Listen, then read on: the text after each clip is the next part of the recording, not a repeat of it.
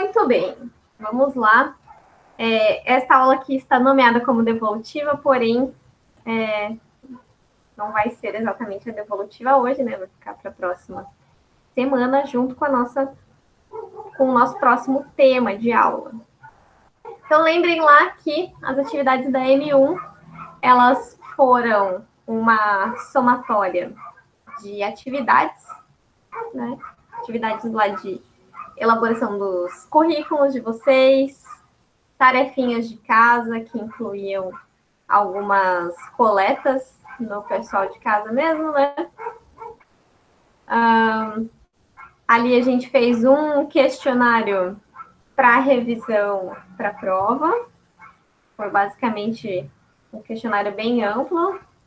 A resenha de vocês e a avaliação teórica que vocês fizeram excepcionalmente neste bimestre em formato online.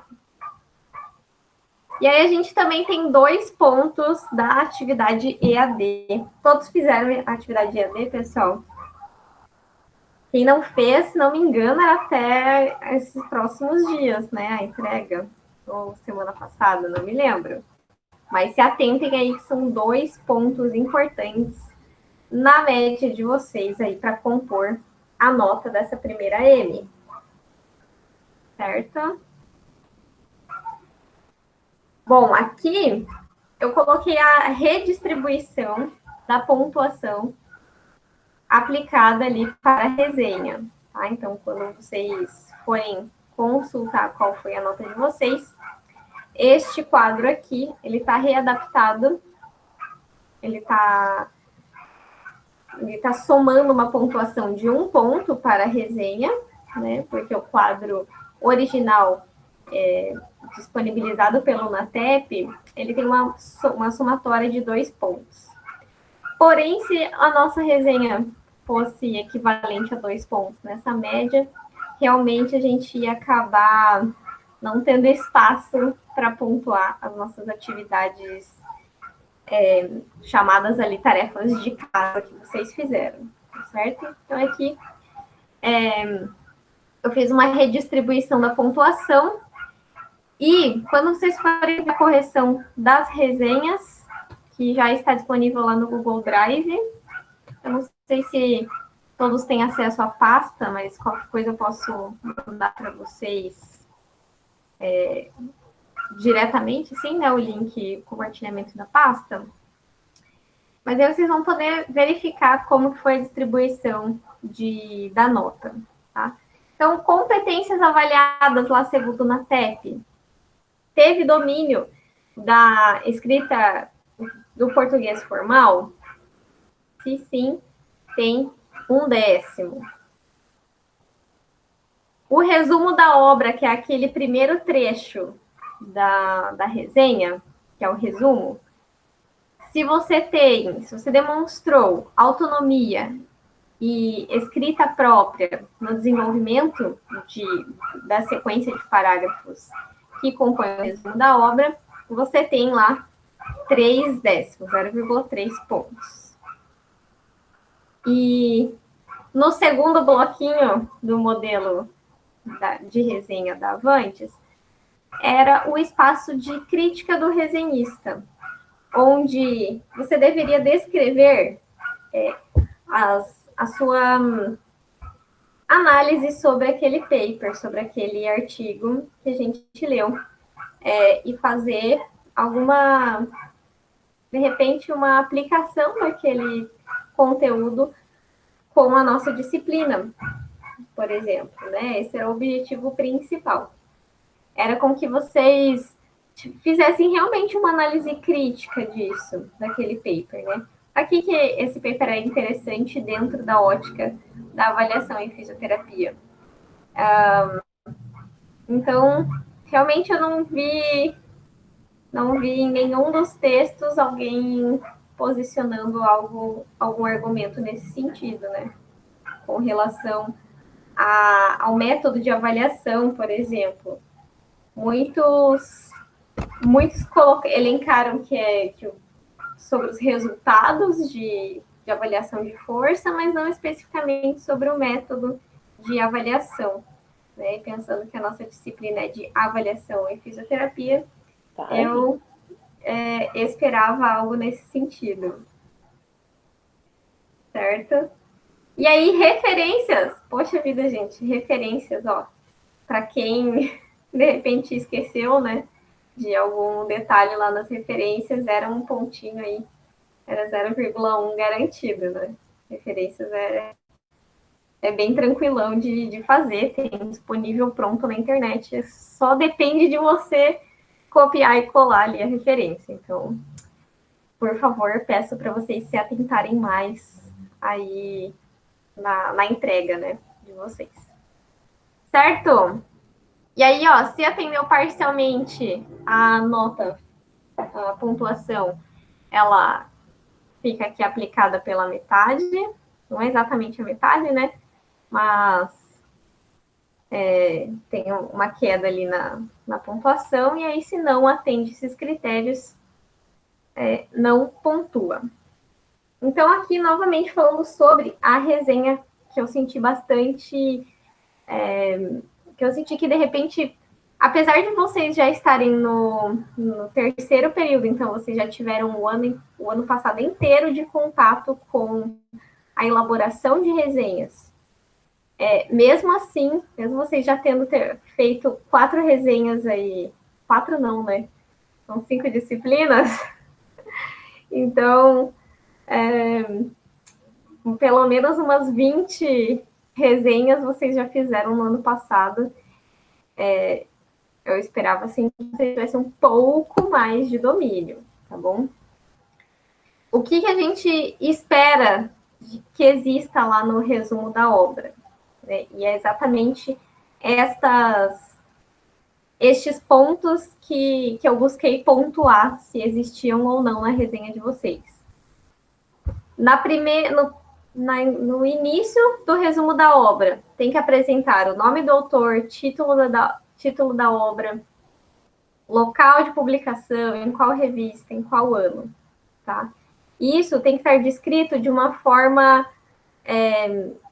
contínua num texto, né? Então, tinha que ter lá no início, o artigo, tananã, tananã, descrito pelo autor fulano de tal e colaboradores, foi publicado em tal revista, em tal ano, e trata sobre a avaliação de força muscular da extensão do tronco, por exemplo, a influência do sexo e do estado de treinamento sobre a avaliação da força. Algo assim, era o que eu esperava. Segundo ponto, redigir o resumo com base na paragrafação. E vocês conhecem a técnica de paragrafação? Coloquem aí no chat para mim. Já ouviram falar o que é paragrafação? Alguém? Vamos ver. Deixa eu abrir o chat aqui para ver. Alguém, pessoal? Opa. Nem estava vendo o chat, gente. Desculpa. O sistema super congestionado, já que falou, realmente. Matéria de acordo com o que foi dado, beleza. Rodrigo, fiquei em dúvida se estava escrevendo um livro respondendo uma questão discursiva. De repente, podemos publicar o livro, então, né, Rodrigo? Vamos ver. Sim, metodologia.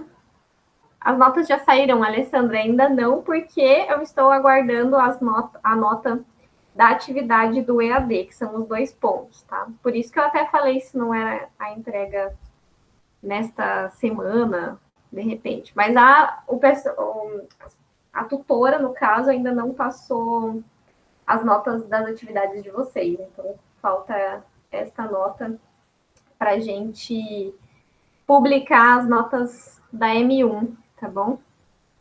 O prazo que os professores têm é até dia 30, se eu não me engano, que é na próxima semana. Cadê? Isso, então até o próximo final de semana é o prazo máximo para a publicação das notas, tá bom? Então, semana que vem vocês já vão ter acesso. O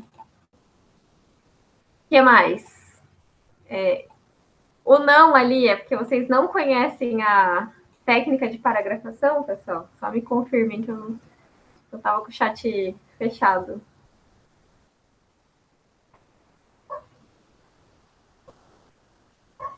Isso. Então, a paragrafação é uma técnica de escrita. E é um dos conteúdos que eu vou passar para vocês hoje, tá? Que hoje a nossa aula é sobre produção acadêmica, porque eu senti muita falta mesmo. E essa aula eu também dei na outra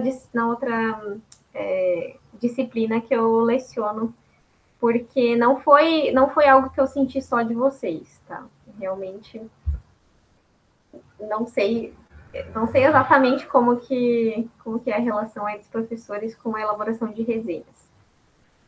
Mas, então, hoje a gente vai ver o que é paragrafação, tá? E quais são os processos para a gente ler um artigo, tirar informações daquele artigo e entender qual é o posicionamento do autor daquele texto, quais são os argumentos que ele utiliza para justificar algo, qual é a linha de raciocínio dele ao tentar expor aqueles pontos de vista e a análise que a gente pode fazer deste tipo de texto, desse tipo de conteúdo, tá? E especialmente não cometer o que a gente chama de plágio, que é a retirada de trechos do texto original. Também senti bastante falta disso, de vocês terem essa autonomia na escrita, tá? Então, exatamente aqui, ó, redigir o resumo com base na paragrafação, ou seja, sintetizar a ideia de cada parágrafo em uma frase. Isso é a definição de paragrafação. Então, tem um slide aqui que eu vou explicar bem certinho para vocês como que é feito isso. Próximo ponto, respeitar a sequência lógica do autor com relação à produção, desenvolvimento e conclusão. Nisso não vi grandes dificuldades, realmente vocês respeitaram esta ordem, né, de apresentação das informações de acordo com o paper. Escrever em terceira pessoa, do singular ou do plural, independente de quando vocês estiverem falando, sempre são eles os autores, ou ele o artigo, ou ela a pesquisa, ele o estudo, tá? Sempre escrever em terceira pessoa. Mesmo quando a gente for escrever a crítica da resenha, mesmo assim a gente escreve em terceira pessoa, né? Nunca podemos colocar lá, e isso especificamente, pessoal, em textos acadêmicos em nível superior, tá? Isso não quer dizer que, de repente, num site de notícia, na rede social de vocês não possam escrever assim, né? Imagina. Mas, para textos de ensino superior, a gente não escreve em primeira e em segunda pessoa, tá? Tanto do singular quanto do plural, beleza? E usar termos coesivos entre frases. Então, o que eu vi bastante? Trechos do paper original jogados ali de uma forma que o texto não flui, né? Então, muitas vezes eu vi, assim, essa dificuldade entre encaixar uma frase com a próxima frase, ou essa introdução de uma nova informação. Essa transição ela é feita com o uso de termos coesivos e elementos de ligação entre as frases. Ou exatamente entre as ideias, ou entre a sequência de argumentos que você estiver utilizando. Na análise aqui da crítica do resenhista, o que a gente deveria descrever? Então, descrever novamente lá o autor, o título e contextualizar o assunto. Em seguida, descrever o posicionamento, o seu posicionamento, né, no caso, como resenhista, elencando as reflexões desenvolvidas, levantadas durante a leitura daquele texto. Dizer sobre o estilo de linguagem que ele utiliza, por exemplo, a estrutura do artigo, os conceitos que ele levantou, que ele apresentou, a metodologia aplicada na coleta de dados, por exemplo, ou no controle de fatores que possam, de repente, trazer viés para o resultado que ele encontrou, a pertinência deste estudo com relação a métodos de pesquisa, amostra, tamanho da amostra, característica da amostra, métodos de avaliação, métodos de treinamento, enfim, coisas nesse sentido. Eu senti muita falta de vocês realmente colocar essa posição de uma forma clara e objetiva, que é a característica dos textos de ensino superior. E ao final da crítica do resenhista, deveria ser descrito ali para quem este texto é indicado, se é indicado para o ambiente acadêmico, profissionais da área da saúde, ou para treinadores, educadores físicos, ou para a população em geral, enfim, uma sugestão aí de para quem essa obra era dirigida e se era relevante para algum contexto específico, como, por exemplo, o de vocês, no caso, fisioterapia, beleza? Então, isso era basicamente o que eu esperava lá nos textos e foi mais ou menos nessa linha que eu distribuí a pontuação de vocês conforme a tabela do NATEP. Certo? Vamos ver como ficou o nosso cronograma atual. Porém, pode ser que a gente altere isso aqui. Como eu disse para vocês, eu alterei agora, antes de começar a aula, porque eu estava numa reunião com a Sabrina. Então, eu tinha colocado mais conteúdo aqui. Talvez a gente nem assista essa palestra da osteopatia, que vai ser uma palestra online. E não tem a data correta ainda, por isso que ela está aqui marcada, assim, possivelmente em 2 encontros. A gente tem mais 2 conteúdos para ver, tá? Que é a avaliação do tornozelo e pé, e a partir desta avaliação do tornozelo e pé, que é o segmento que ficou faltando, a gente passa para a avaliação da marcha e avaliação postural, que é o nosso último conteúdo, tá? E aí vão ficar aí, no mínimo, 3 aulas, então 9 horas de prática para a gente repor e repassar todos os testes de todos os segmentos que a gente viu, que vocês já estudaram na parte teórica, mas que a gente precisa desenvolver esse feeling da prática, para que quando chega lá o período, quando venha o período de estágios, vocês saibam realizar e tenham tido essa experiência, né? Isso faz parte do conteúdo de vocês, essa parte prática. Ela é imprescindível.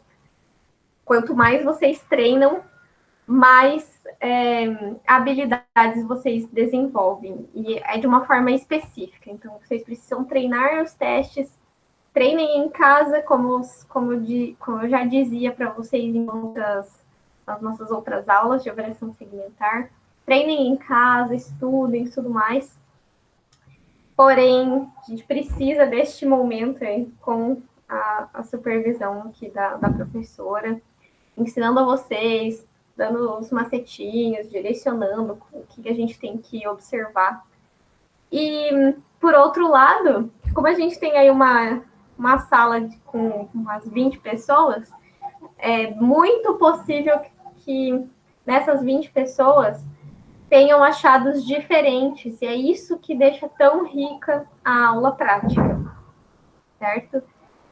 Então, temos aí mais 2 encontros oficiais, talvez eu preciso confirmar ali qual a data que vai ser a palestra, que é do pessoal ali da Escola de Osteopatia de Madrid, que é o pessoal que faz o estágio de osteopatia ali na Uniavan mesmo. Então, fica aí em stand-by para vocês, tá certo? E aí, com isso, com essa reposição da aula prática, nossa distribuição de notas também pode ser alterada, né?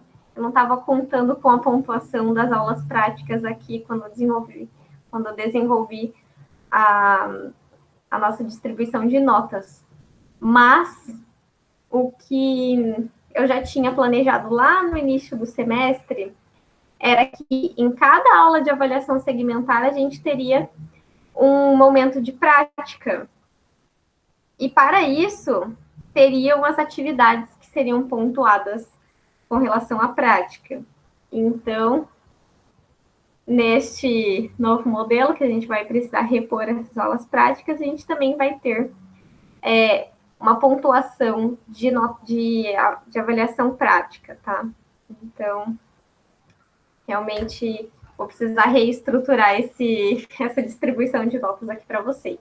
Mas já adiantando que no planejamento inicial, lá do início do semestre, eu tinha 2 composições de nota. Dos 8 pontos que eu pontuo de vocês, eu ia distribuir, fazer uma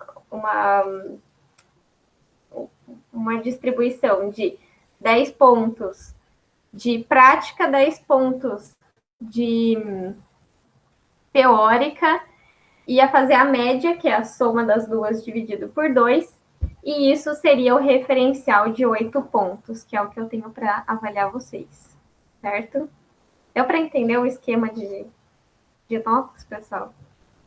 Qualquer coisa vocês me perguntem, que eu vou refazer aqui o slide e aí eu realmente deixo disponível para vocês. Vamos lá para a nossa aula de produção acadêmica.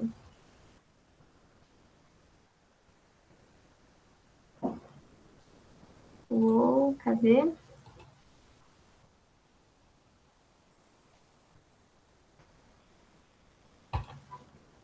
Aqui. Esse slide eu já subi lá para vocês, já está lá no Unimestre, certo? Já está lá disponível para vocês consultarem. E eu vou tentar passar de uma forma mais rápida para eu até não levar muito tempo, assim, não ficar tão desgastante com vocês. E lembrando que esse é um tipo de conteúdo que eu não vou cobrar essencialmente, assim, conceitos, tá? O que eu vou cobrar de vocês a partir do momento em que vocês tiverem esse tipo de conhecimento comigo é essencialmente na estruturação dos textos, tá? Então, não precisa se atentar aos conceitos de tipo de leitura, tipo de técnica e tudo mais. Mas é importante que vocês conheçam como é a estrutura dos textos e o que a gente espera que vocês elaborem, certo? Então, produção acadêmica é um conjunto de características dos trabalhos que são desenvolvidos pelos alunos de ensino superior, considerando os objetivos dessa produção e a estrutura destes textos. Eles têm uma linguagem objetiva, clara, coerente e coesa, que se adquire com técnicas de leitura, interpretação e redação de textos. Essas produções acadêmicas, elas têm alguns gêneros literários, que são a síntese, relatório, resumo, que pode ser informativo ou crítico. O fichamento é muito pouco utilizado, mas está elencado aqui também. A resenha descritiva e resenha crítica, que é o que vocês já conhecem. E artigo científico, que possivelmente vocês vão desenvolver lá no final da graduação de vocês, no período de TCC ou de monografia, né? Então, exatamente o que eu comentei com vocês anteriormente lá no início da aula é que as habilidades de leitura, interpretação de texto e escrita, elas são desenvolvidas com o treinamento. Quanto mais se faz, mais se desenvolve as habilidades. Tá? Então, para a gente conseguir entender algo que a gente lê, a gente precisa ler várias vezes, tentar refletir sobre aquilo, tentar realmente se posicionar de acordo com aquela informação que foi adquirida de uma leitura, de um vídeo, de uma aula. Né? Então, esse posicionamento crítico, que é o que a gente tenta desenvolver aos pouquinhos ao longo da graduação, é para que vocês, ao final da graduação, se tornem pessoas críticas do ponto de vista de conseguir avaliar. Será que este local que eu vou trabalhar, ele tem as mesmas... Ele vai me levar a conseguir os objetivos que eu quero, as metas de vida que eu tenho, as metas do plano de carreira que eu almejo? Será que esse paciente, eu sou a pessoa mais capacitada para atender? Será que existe uma pessoa mais especialista que pode atendê-lo de uma forma melhor do que eu? Ou ainda avaliar se os cursos que vão aparecer na vida de vocês, se eles são exatamente o que vocês procuram. Será que esse curso vai trazer aquela metodologia que está me faltando para atender o meu paciente? Então, esse tipo de senso crítico que vocês precisam desenvolver, e não apenas na leitura para desenvolver um texto. E isso é para a vida de vocês, para a vida tanto profissional quanto pessoal. Então, a gente tem aqui 3 tipos de leitura. Temos o tipo de leitura averiguativa, analítica e sintópica. Qual é a diferença entre elas? A leitura averiguativa, ela é uma leitura rápida de todo o texto. Então, é basicamente quando chega lá aquela notícia lá pelo WhatsApp, o tiozão que sempre manda no grupo da família, o tio que manda lá alguma matéria bombástica e você só bate o olho no título e fala, isso aqui não me interessa, não.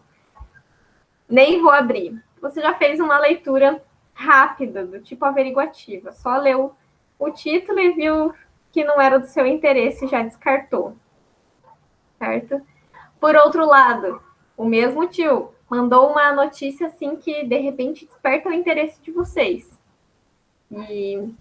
E aí vocês clicam lá, abrem a fonte para ver do que se trata. E lê lá por cima, mais ou menos, o que quer dizer aquela matéria, porém sem muito critério, sem absorver muito as informações ali, só retirou o que você queria saber rapidamente. Este é um tipo de leitura averiguativa. E ela tem como objetivo saber do que se trata, então é o título, quem escreveu, quais são as qualificações, né, deste autor, quem é ele, se é um jornalista, se é um professor, se é um político, enfim, se é alguém bem posicionado na sociedade, ou se é uma opinião aleatória de alguém, do blog, enfim. Se a fonte é verídica, quem é o autor, qual é o título e do que se trata. Isso é um tipo de leitura que consegue retirar a estrutura daquele texto, tá? Então, por isso são feitas anotações estruturais, como, por exemplo, aqui. Temos lá um texto, que é o Ser Ético no Brasil, temos o título e o assunto é sobre a transformação da ética. Percebam que aqui a gente só consegue descrever a estrutura, porque a gente não leu a fundo aquele texto. Por outro lado, na leitura analítica, nesse tipo de leitura, a gente já reflete sobre o que está descrito, sobre o significado daquele texto, ou sobre o que aquele autor quis passar. Então, consiste em analisar ali uma parte do texto que estamos lendo. Os objetivos desse tipo de leitura identificar as ideias principais do texto e entender os argumentos que este autor utilizou para pautar a sua elaboração do texto. Neste tipo de leitura, nós conseguimos retirar deste texto os conceitos, né, os argumentos e as ideias que aquele texto traz, certo? Este é o tipo de leitura que vocês precisam que vocês precisam aí trabalhar um pouco mais, tá? É retirar as ideias principais do texto. E isso a gente faz executando a paragrafação, que eu já vou passar aqui para vocês. Por fim, temos a leitura sintópica. Esse é um tipo de leitura que já vai confrontar diferentes textos que podem falar da mesma coisa ou que podem acrescentar mais conteúdo para quando a gente for escrever o nosso texto. Então, consiste na comparação entre produções de diferentes autores. O objetivo é responder às perguntas: o que se pode extrair destes textos e quais são os pontos de concordância ou divergência entre esses textos. Isso aqui a gente utiliza basicamente na elaboração de uma discussão, por exemplo, lá naquela parte de um artigo que é a discussão, ela é elaborada através de uma leitura sintópica. Pegamos diversos autores que escreveram sobre algum tema e a gente identifica quando eles têm achados e quando eles trazem assuntos e fatos que dizem a mesma coisa ou quando elas se contradizem. Esse tipo de análise, ela é feita a partir de uma leitura sintópica, tá? Então, as observações que eu tenho aqui: leitura analítica e anotações conceituais, elas permitem a elaboração de sínteses e redação de alguns textos, como resumo e resenha.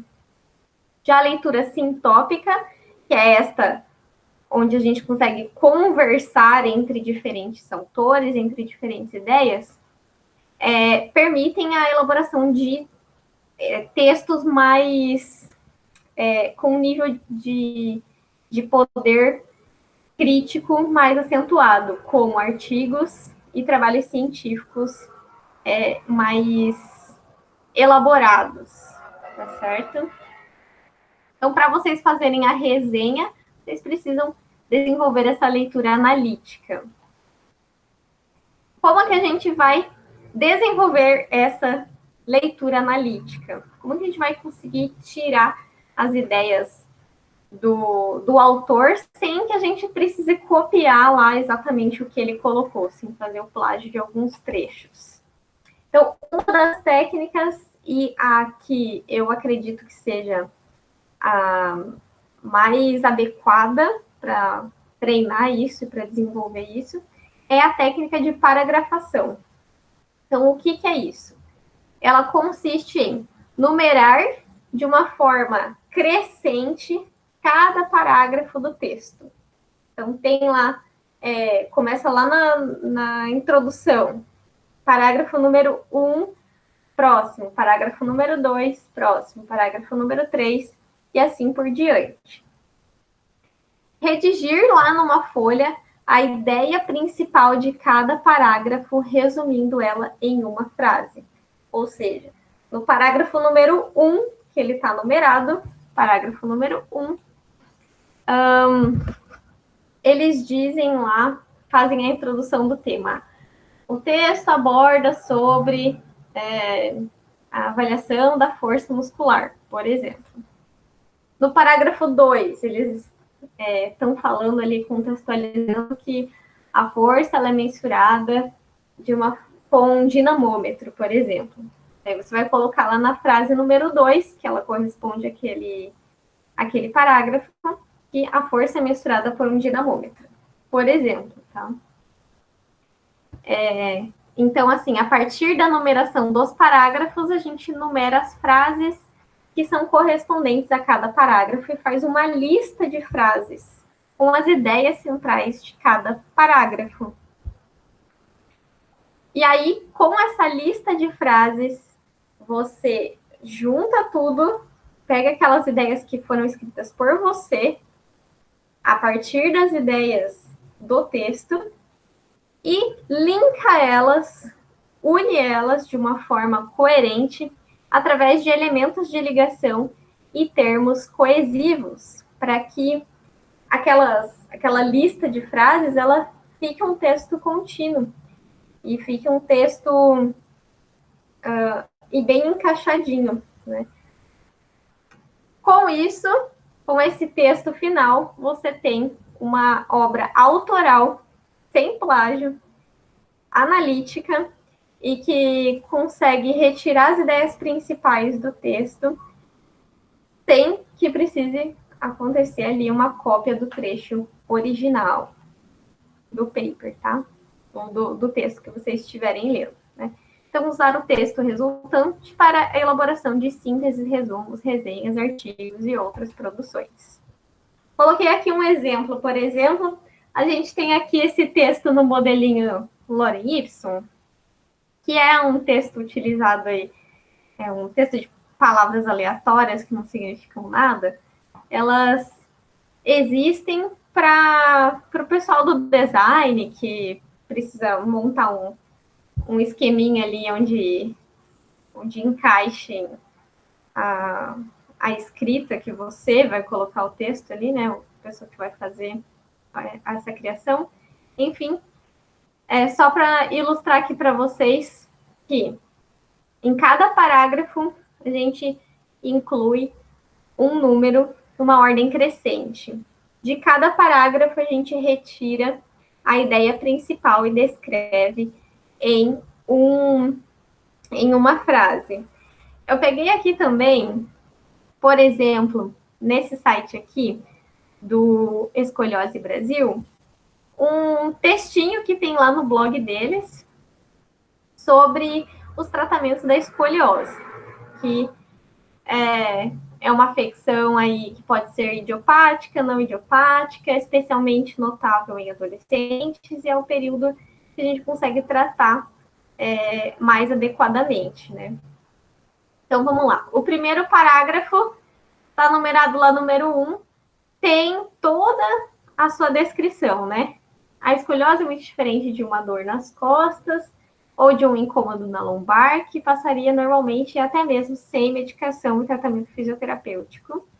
A doença tende a progredir, principalmente na fase de crescimento rápido, e que acontece exatamente lá no estirão de crescimento do adolescente. Então, isso a gente já sabe. Então, deste parágrafo número 1, a gente retira uma frase. Por exemplo, número 1, a escoliose é uma afecção da coluna vertebral. A gente já identificou, né? O que ele estava dizendo de ideia principal. No parágrafo 2, quando não tratada, lembra que ele falou aqui no parágrafo anterior que a doença tende a progredir? Então, ela pode levar a deformidades mais graves que geram incapacidades. É exatamente o que está descrito aqui na frase número 2. Quando não tratada, gera complicações e incapacidades físicas. Parágrafo 3º. Na maioria dos casos, é descoberta pela família e a indicação dos médicos são algumas técnicas, como, e aí pasmem para vocês verem como que a escoliose é tratada na área da saúde. Espera para ver acabar a fase de crescimento e ver o que vai dar. Esse é o pior desespero do fisioterapeuta, é esperar para ver o que vai acontecer após a fase de crescimento da pessoa, que daí acabou tudo, né? Daí, ó, o que tinha para progredir, progrediu, o que tinha para evitar, passou, e, enfim, é o cenário menos desejável, mas é o que é bastante recorrente. Outra indicação, fazer natação. Fazer natação, pilates como atividade física, ok, mas não são tratamentos para desvio postural, tá? Tudo bem, fazer atividade física é ótimo, mas não é tratamento, é isso que precisa ser diferenciado. Quer dizer que não, que quem tem escoliose não pode fazer atividade física? Não, muito pelo contrário, deve fazer. Porém, é importante a gente não estimular o aumento das curvas. Então, precisa ser uma atividade muito bem pensada no seu gesto desportivo. Né? RPG, principal indicação de tratamento é o RPG. Porém, a gente precisa avaliar lá que a técnica de RPG, ela é pautada em retificação da coluna.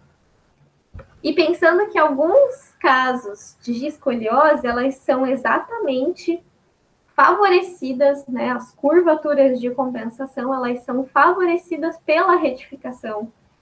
Então, por isso é importante ter uma avaliação muito criteriosa da postura desse indivíduo, para identificar se esse indivíduo ele vai se beneficiar de um RPG que vai estimular a retificação ou ele vai piorar o quadro com o estímulo da retificação. É importante saber. Outra indicação que tem lá para esses pacientes de escoliose é o uso de colete. Colete do tipo Boston, que é ok, muito bom. Ou colete do tipo Milwaukee. Colete do tipo Milwaukee, ele tem uma cobertura aqui na parte abdominal e torácica e tem um colar cervical que traciona, que a intenção é tracionar a sua coluna de uma forma ascendente, também estimulando o autocrescimento. Porém, isso não é efetivo, isso é prejudicial para a coluna daquele indivíduo. Tudo aquilo que faz a função muscular, a função de contração, de manutenção postural no lugar do músculo, vai enfraquecer esse músculo, vai atrofiar, né? Tanto os músculos tônicos posturais, quanto os músculos de força e músculos fásicos e que desenvolvem força. Tudo aquilo que faz a função do músculo vai prejudicar a sua massa tecidual. Né? Então, colete de Milwaukee, se vocês ouvirem falar sobre isso, por favor, orientem as pessoas a procurar a informação mais adequada. Colete de Milwaukee já caiu por terra, não é indicado. Já o colete de Boston, muito bom, quando bem feito, é excelente. E quando, né, quando que o colete ele vai ser adequado, depende lá do ângulo de Cobb, depende do grau de curvatura que a gente vai aprender lá na avaliação postural, tá bom? Que é lá na nossa outra semana. Ou indicação cirúrgica. Então, vamos voltar lá para a estrutura do texto. Parágrafo número 3. Parágrafo número 3, a gente consegue retirar a frase. Os tratamentos indicados pelos ortopedistas incluem métodos não comprovados cientificamente. Tá? Que são esses métodos aqui. Certo? A gente conseguiu reduzir um parágrafo inteiro em uma frase. Perceberam? E por último, parágrafo 4. Nem sempre esses tratamentos são as melhores alternativas. Por isso, focar em tratamentos específicos para a escoliose se torna fundamental para não acarretar maiores problemas na saúde de mulheres e homens. Então, o último parágrafo corresponde aqui à nossa frase de o tratamento ideal seria com exercícios específicos para o tratamento direcionado da escoliose. Isso aqui é uma lista de frases. Isso aqui é a paragrafação.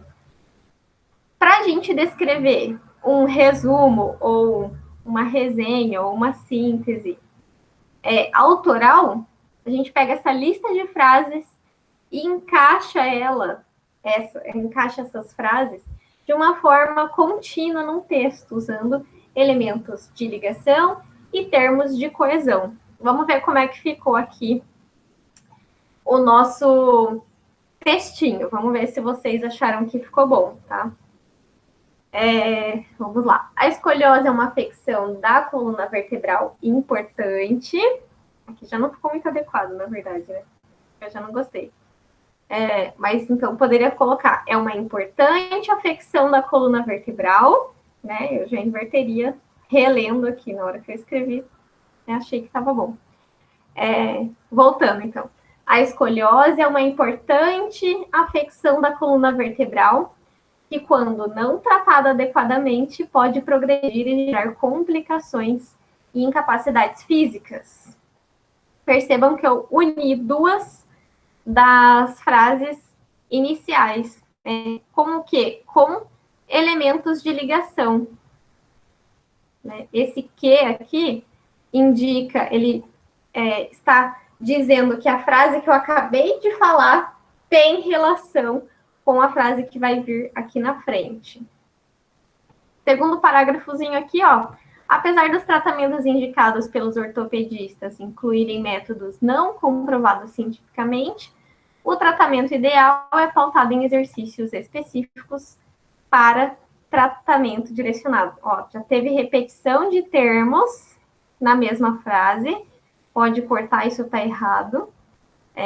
Então, teve 3 vezes aqui, ó, tratamento na mesma frase, perceberam?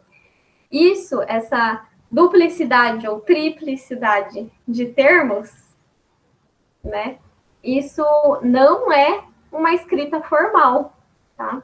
Aqui tá um exemplo de não escrita formal, de uma escrita não está adequada do ponto de vista acadêmico a nível de ensino superior, né? Por isso está o nosso selinho aqui de tá muito certo, viu? Beleza? Mas que vocês já têm um exemplo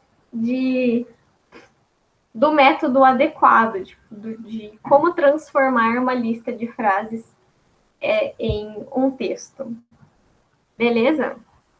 Deu para entender aqui a paragrafação, pessoal? Mandem ali, ó. Mandem ali no chat, vamos ver. Tá tudo certo. Segundo o Chuck Norris.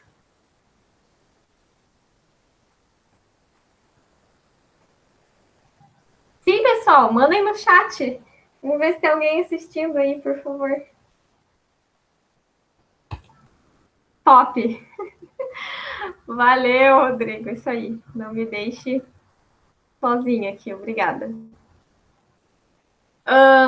Agora aqui no segundo bloquinho no segundo bloco da nossa aula, tem os gêneros de produção acadêmica de ensino superior. A gente pode dar uma sequência aqui em síntese e relatório e deixar resumo para depois do intervalo. Ou podemos fazer o intervalo agora. O que vocês preferem? Damos sequência? Ou intervalo de 10 minutinhos?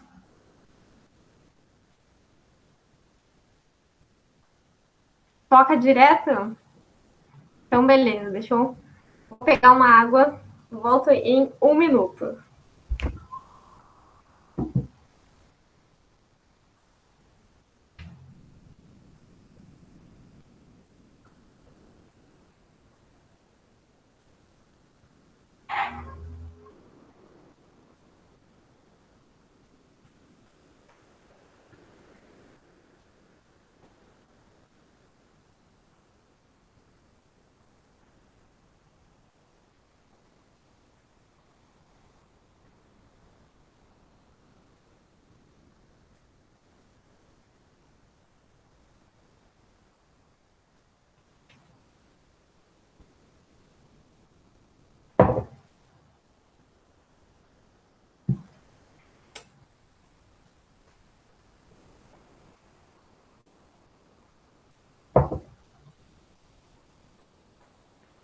Muito bem.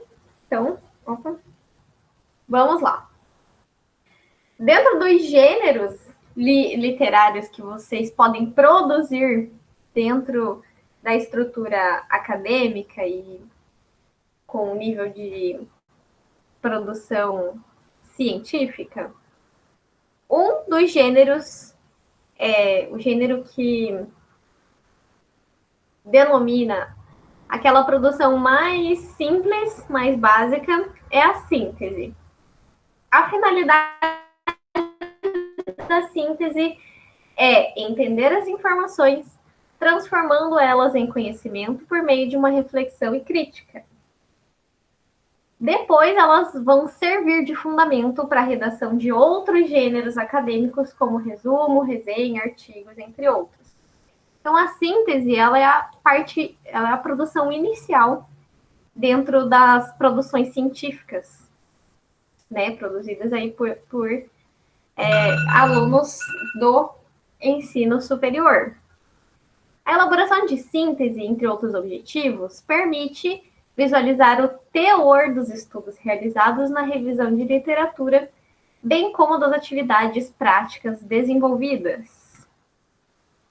A estrutura básica de uma síntese possui um título, geralmente centralizado em negrito no centro da página, vai ter uma redação de um texto, e no finalzinho vai ter a referência de acordo com as normas da ABNT. Neste corpo do texto, no primeiro parágrafo, você deve apresentar o texto, o autor e as credenciais desse autor. Por exemplo, vocês vão descrever lá no início. O artigo Vivendo na Natureza, escrito pela professora Raíssa Mendes, descreve os benefícios de viver na natureza, por exemplo. Tá? Isso é o que tem que existir no primeiro parágrafo. É assim que a gente introduz qualquer assunto, qualquer texto, de qualquer coisa que a gente estiver falando, tá? Sempre a gente vai começar puxando da onde a gente trouxe aquela informação. Tá? E sempre descrito dessa forma contínua, sempre descrito de uma forma de texto contínuo. Tá? No parágrafo seguinte, deve escrever sobre as ideias principais contidas lá no texto estudado.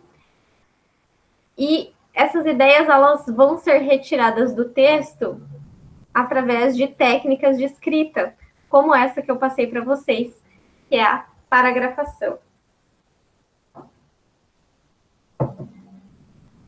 Tá? Existem outras técnicas para você retirar essas ideias, que é, por exemplo, marcação dos pontos importantes ao longo do texto com marca-texto. Isso vocês já é uma técnica que vocês já conhecem, né? Que é marcar aquele texto inteiro. Porém, isso não faz com que vocês elaborem frases autorais a partir daquilo que está descrito. Induz vocês a copiarem os termos do texto original. Tá? Por isso, a paragrafação é muito interessante. No último parágrafo, deve apresentar as conclusões do autor. Isso também foi algo que eu percebi em poucos textos de vocês, foi colocar a conclusão do autor no final do resumo da obra. Tá? Também é importante elencar aqui esse ponto.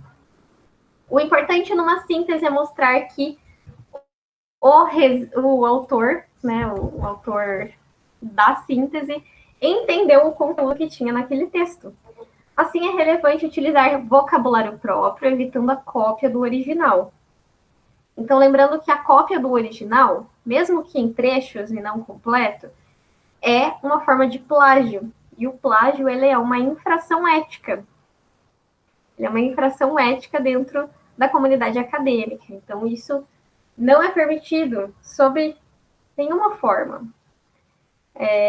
trata-se de que aquilo que você escreveu, que você diz que escreveu naquele seu texto, na verdade, não que você tenha feito de uma forma intencional, mas aquilo não é verdade, né? Não foi algo que você escreveu de acordo com as suas interpretações, mas foi algo que você retirou de um outro texto, mesmo que apenas uma frase, tá?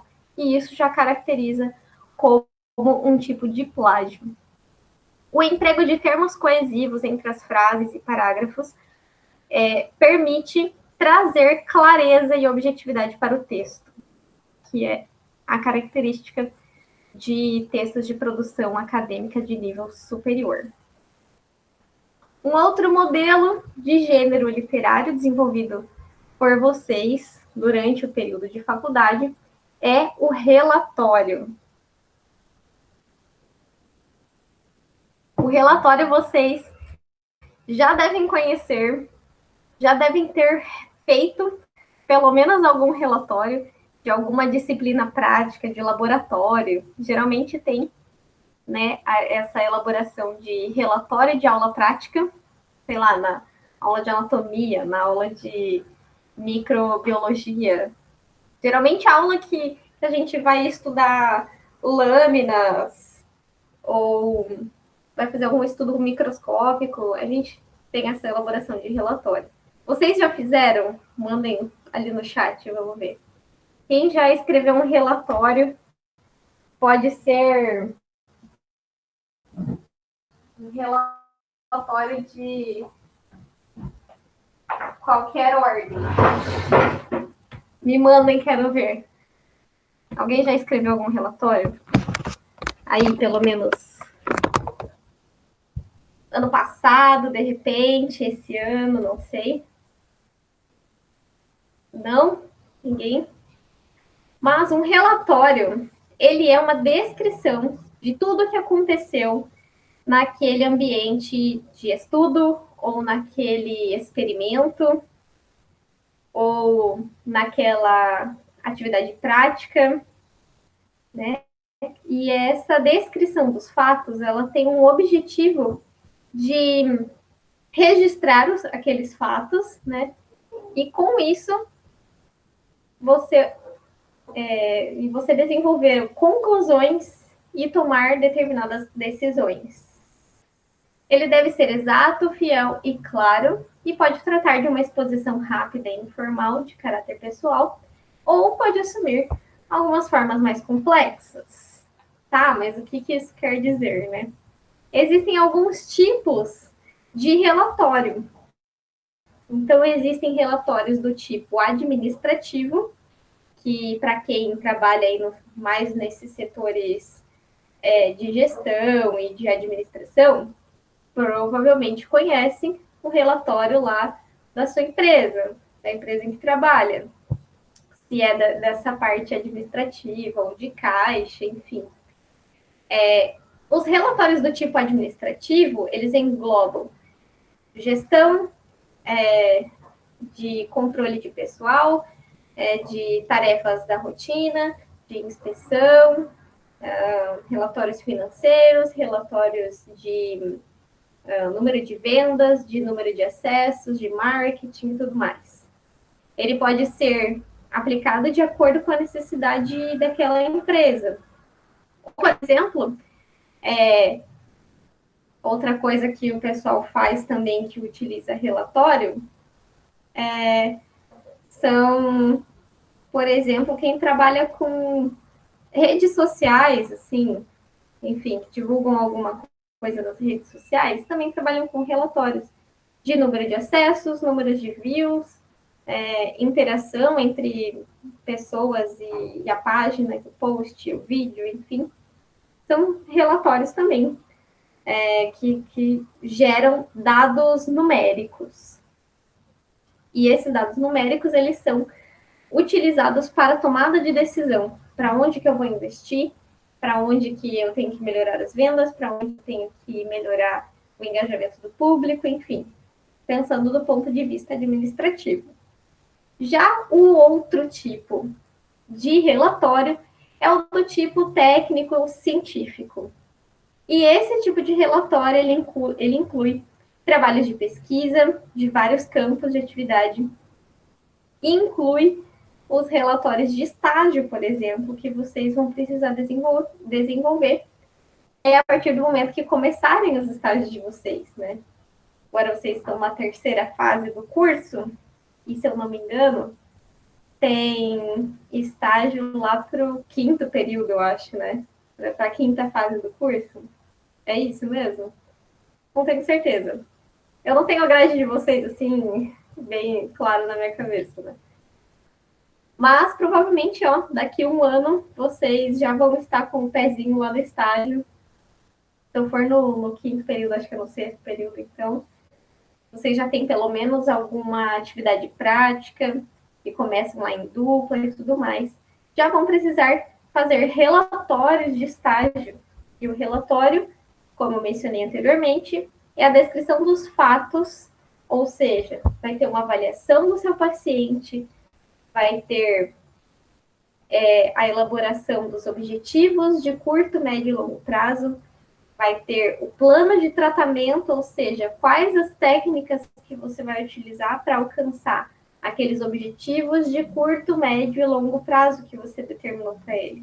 Então, de que forma, quais são os passos, quanto tempo você espera que ele vá atingir determinados marcos, né, que vão fazer com que seja o critério para ele passar para a próxima fase. Tudo isso vai ter que estar descrito lá no seu relatório de estágio. No meio acadêmico, o relatório é uma descrição objetiva de fatos científicos que ocorreram lá na pesquisa, ou no estágio, ou na atividade prática que vocês estiverem fazendo. Além disso, o pesquisador ele faz uma análise destes fatos para que ele consiga tomar decisões ou realmente elaborar conclusões de acordo com aquilo que foi realizado. A redação do relatório é a etapa final de um processo, tanto lá do estágio de vocês, quanto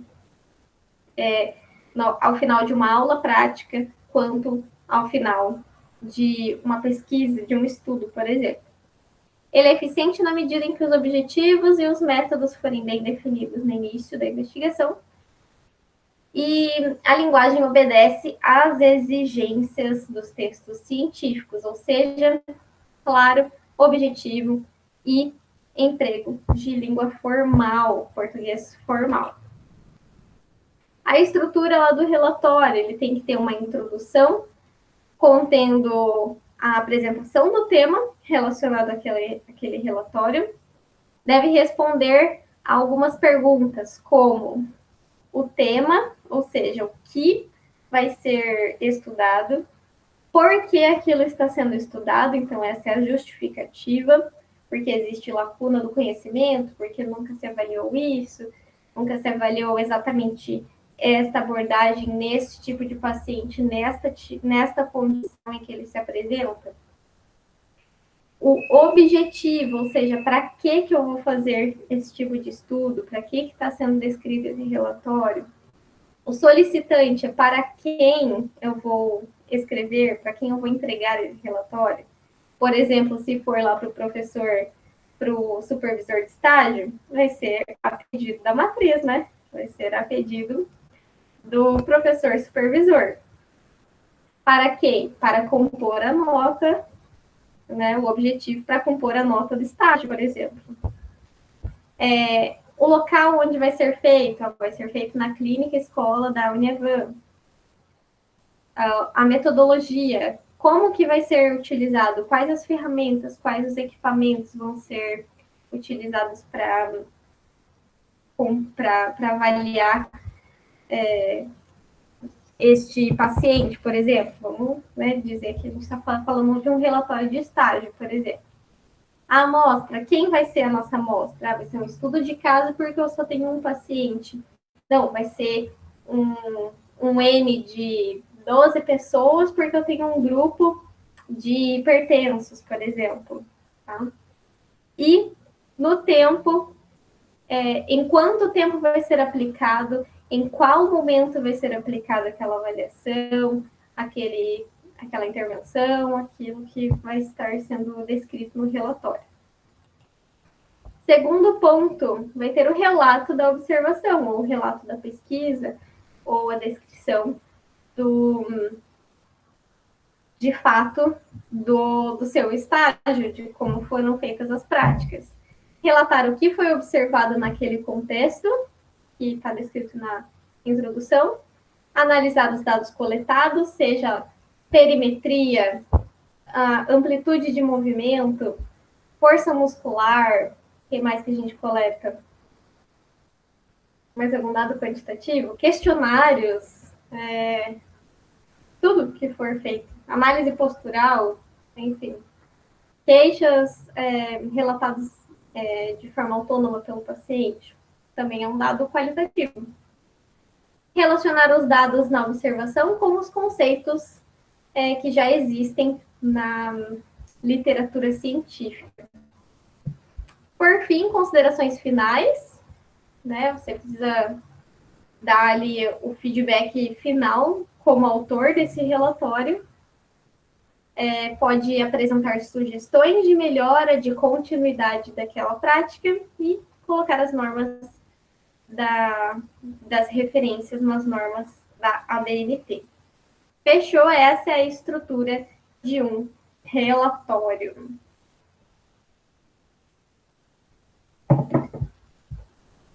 Por fim, chegamos no resumo. O resumo que é exatamente aquela parte inicial que vocês deveriam descrever lá no resumo da obra, né? Parte inicial do corpo do texto lá da resenha. Então, o resumo, o que ele é? É uma exposição abreviada, ou seja, enxuta, mais sintética, de um texto. Também ele pode ser chamado de síntese, sinopse, dependendo da contextualização. Sinopse é mais relacionado a peças teatrais, filmes, mais produção audiovisual. Sumário pode aí estar elencado em apostilas, em livros. Síntese depende do contexto também, mas o nome é resumo, tá? E isso aqui de acordo com as normas da ABNT. O nome de um texto que enxuga as ideias de um outro texto maior, isso é um resumo, tá?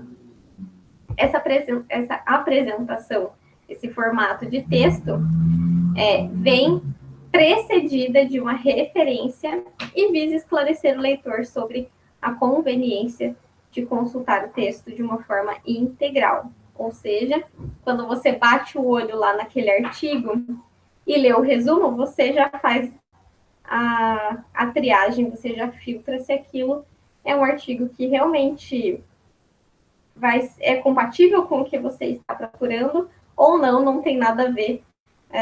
Não tem nada a ver, passa embora. Para evitar a mera cópia do original, a gente faz alguns passos para a elaboração do resumo, que é o que a gente já viu anteriormente, né? Realiza uma leitura averiguativa, ou seja, identifica nome do autor, quem é esse autor, quais as qualificações dele,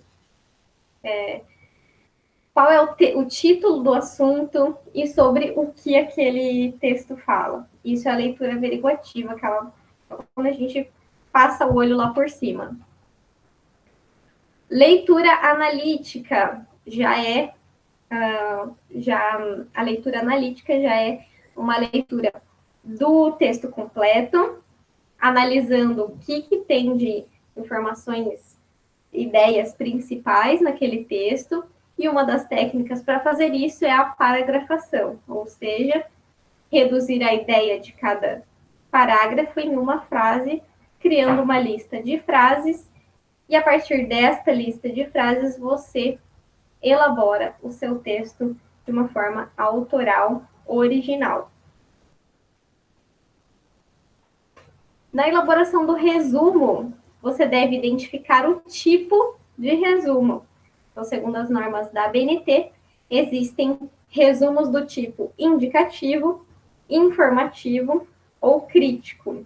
Então, já vamos ver quais são as definições de cada um desses tipos de resumo, segundo a determinação, a classificação das normas da BNT.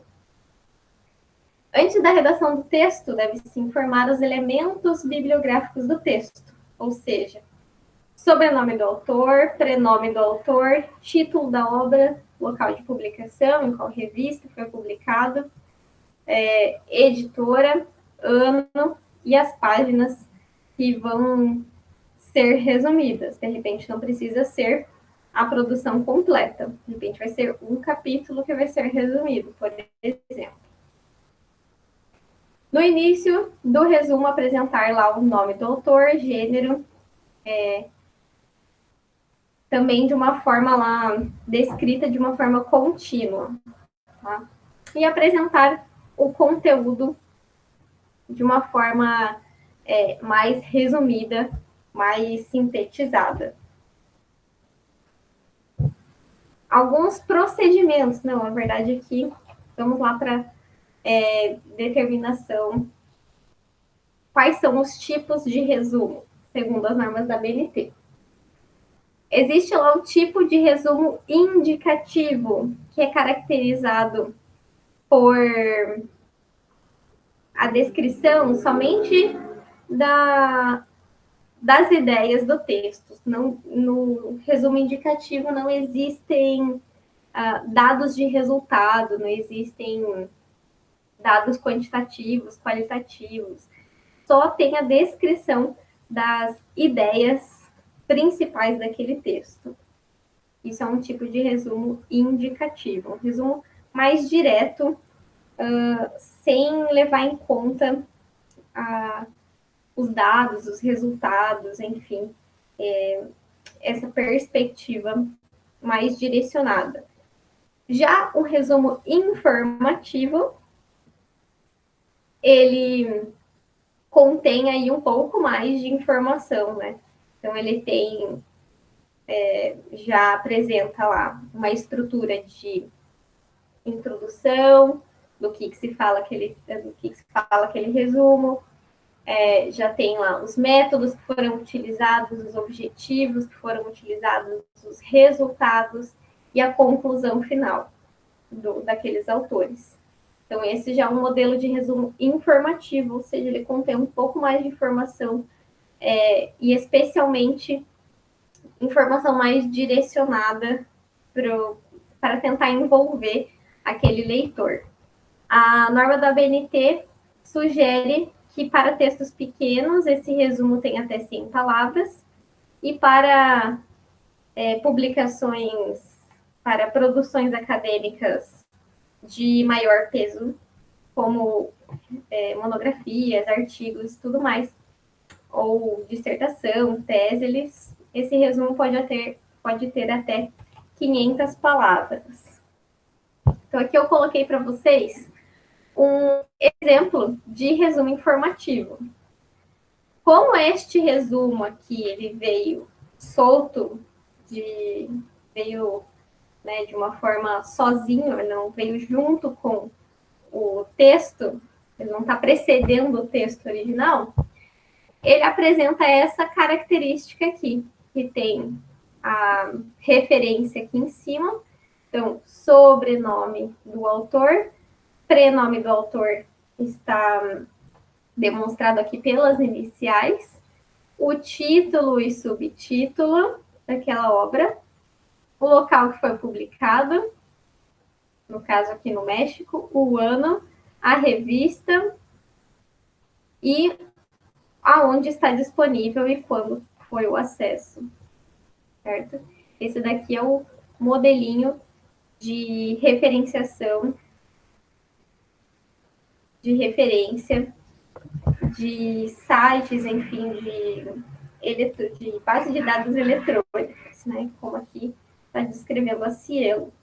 Um detalhe que eu até esqueci de arrumar aqui é que quando a gente vai colocar o link da descrição na referência, precisa ser o link completo, o link original, daquele texto. Então, não pode ser assim a página, o domínio da página de banco de dados, como aqui está descrito cielo.br, tá? Precisa estar ali com a barra, com o código, com a descrição, que vai levar diretamente a este artigo original, tá?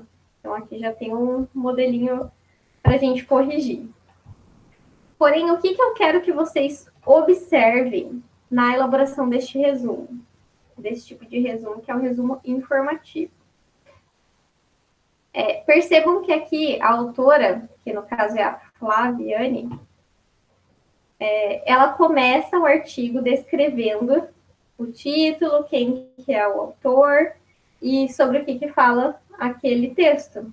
Então, ó, o artigo científico nomeado adolescentes, tananã, tananã, descrito por Perfeito Tananã, no ano de 2005, aborda o tema da relação dos adolescentes, que é uma fase, tananã, tananã, tananã, tananã, certo? Olha, a primeira frase é exatamente esse o modelo que vocês têm que utilizar para começar, para iniciar um texto qualquer que vocês forem fazer, tá? Então, temos aqui, este é o modelinho. O artigo fulano de tal, ou o autor fulano de tal, em seu artigo, adolescentes infratores, aborda o tema, tá bom? Vocês podem inverter isso aqui. Porém, precisa começar com este tipo de estrutura. E aí continua, olha aqui, ó, terceira pessoa, tá? A autora, que é a Perfeito, a autora comenta que é frequente a necessidade de intervenção, porque, né, enfim, dá o argumento aqui. Enfatiza, também aqui, ó, é um termo de coesão, ou seja, é um termo que traz um sentimento voltado para a próxima frase. Então, o que acontece? A autora está dizendo em terceira pessoa, ela. A autora enfatiza que ainda precisa entrar com outras coisas lá naquele fato que está sendo descrito. Este fato nem sempre ocorre de forma satisfatória.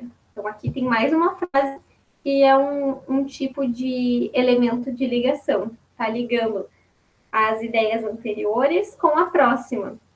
Que nem sempre aquilo que foi dito anteriormente é suficiente. Neste contexto, então aqui, ó, está mais um termo de ligação, mais um elemento de ligação, termo de coesão, né? Nesse contexto, é um termo de coesão. A figura, tananã, tananã, e finaliza, a autora, novamente falando lá em terceira pessoa, ela finaliza apontando a necessidade. Então, aqui, ó, a última frase é a conclusão da autora. Perceberam como que é a estrutura? Exatamente assim, tá? A estrutura é essa. Começa apresentando o texto, bota as ideias lá com elementos de ligação, com termos de coesão e finaliza, por último, com a descrição da conclusão do autor daquele texto. Terceiro tipo de resumo é o resumo crítico, também chamado de resenha, que é aquela parte inicial, que se chama resumo da obra no nosso modelinho da Uniavan. Segundo a ABNT, ela é parte de um processo de pesquisa, ela apresenta uma análise interpretativa de uma pesquisa, de um paper, de um estudo, faz parte de referenciais e pressupostos teóricos, ele possui grande importância no meio científico, porque ele pode compilar, ou seja, ele pode juntar informações sobre obras publicadas, ele tem um peso que emite juízo de valor sobre algum determinado conteúdo e pode auxiliar lá na escolha de leitura de algum pesquisador. Então, percebam que quando a gente vai fazer uma revisão bibliográfica, por exemplo, existem alguns filtros que a gente como pesquisador, existem alguns filtros que a gente vai aplicar para determinar se é um paper que vale a pena ser lido por inteiro ou se ele não faz parte do nosso critério de inclusão. Primeiro filtro é o título. Então, você lê o título lá, tem a ver com o que você vai estudar? Beleza, ele é selecionado. Segundo filtro que é aplicado é a leitura do resumo. Se no resumo aquele título que parecia interessante não condiz muito com o que você vai estudar, então ele é descartado, porque não vai ser necessário ler o texto completo, porque ele não faz muito sentido naquele momento. Entenderam? Então, o resumo, principalmente de um estudo científico, da monografia, do TCC de vocês, ou do artigo, o resumo é onde você vai vender o seu peixe, né? Tanto o título, que também deve ser atrativo, quanto no resumo. Então, é no resumo que o autor daquele texto vai vender para o público aquele conteúdo que está descrito lá dentro. Tudo que a gente quer enquanto escritor, enquanto cientista, enquanto produtores de texto, é fazer com que aquela informação chegue ao máximo de pessoas possíveis, né? Sendo essas pessoas um determinado público-alvo, ou pessoas em geral. Então, o resumo ele precisa ser atrativo, ele precisa descrever claramente o que estava naquele texto de uma forma mais aprofundada, para que realmente as pessoas que têm interesse naquele tema possam fazer uso daquela sua produção científica ou acadêmica. O resumo crítico é uma redação técnica que avalia de forma sintética a importância de uma obra científica ou literária. Neste caso aqui, segundo as normas da ABNT, o resumo deve ter um parágrafo único, ele deve ser descrito em espaçamento simples e deve ter ali no máximo 250 palavras, no máximo. Porém, no modelo de resumo da obra que a gente tem no modelo da resenha da Avantes, não existe esta normativa, não se respeita esse formato. Tá? O nosso formato é uma série de parágrafos, certo? Porém, quais desses pontos é importante a gente respeitar? Texto único, tem discriminação de subtítulos, então não pode ter subtítulos que demarquem esse resumo, ele tem que ser um texto contínuo.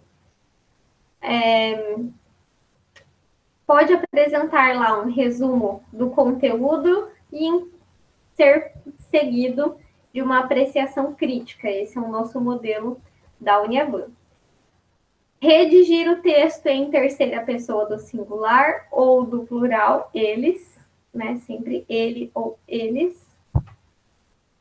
Mesmo ao falar mesmo quando o resenhista, o autor, na verdade, do resumo, você, enquanto escritor do resumo, mesmo quando você estiver emitindo a sua opinião crítica, você também tem que utilizar a terceira pessoa do singular ou do plural.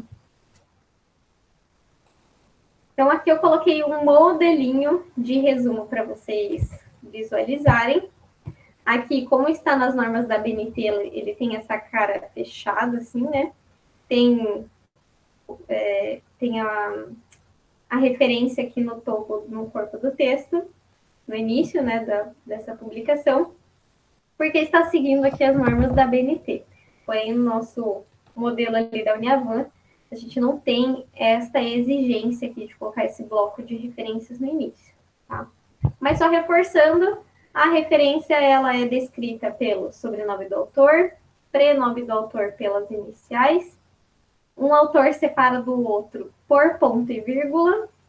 Quando são mais do que 3 autores, a gente coloca colaboradores ou et al, que é as duas palavrinhas em latim que referenciam que tem mais autores, mais colaboradores naquela produção. E aí temos aqui, ó, um título de um capítulo que está em, esse in aqui em latim também quer dizer que este primeiro título ele está dentro de um título maior, que é esta publicação aqui, por isso ela está em negrito, com o seu subtítulo. Foi publicado lá na cidade do Rio de Janeiro pela Universidade no ano de 2000. Então, isso aqui é um livro.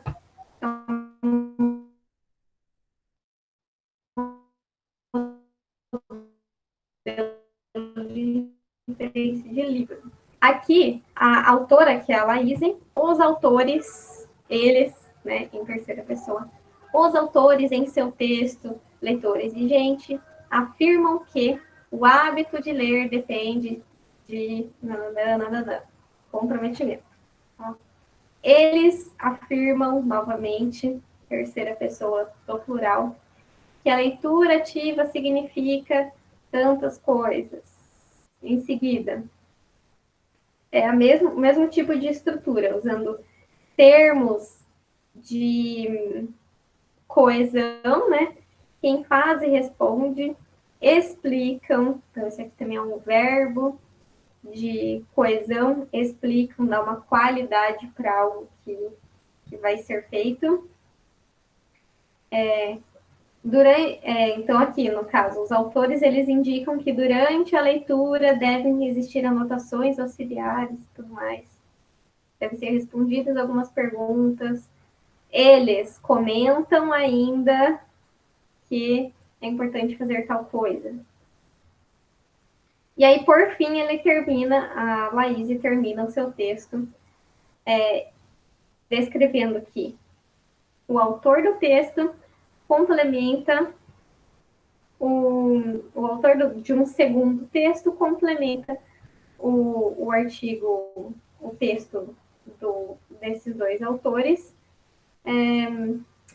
concluindo alguma coisa a respeito deste tema. Perfeito?